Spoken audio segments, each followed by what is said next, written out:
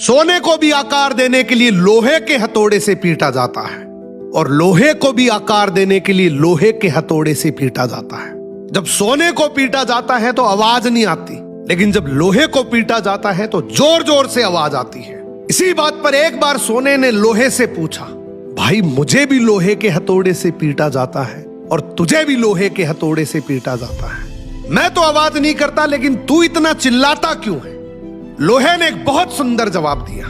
बोले भाई तुझे लोहा पीटता है तो तेरा कोई नहीं है, लेकिन मुझे अपना पीटता है, और जब अपने पीटते हैं तो दर्द बहुत होता है, इसीलिए मैं चिल्लाता हूं। दुनिया जब कुछ कहती है तो इतना दर्द नहीं होता, लेकिन जब अपने ही अपनों को दुख देते हैं वो दर्द सहन नहीं होता। सोने को भी आकार देने के लिए लोहे के हथौड़े से पीटा जाता है और लोहे को भी आकार देने के लिए लोहे के हथौड़े से पीटा जाता है। जब सोने को पीटा जाता है तो आवाज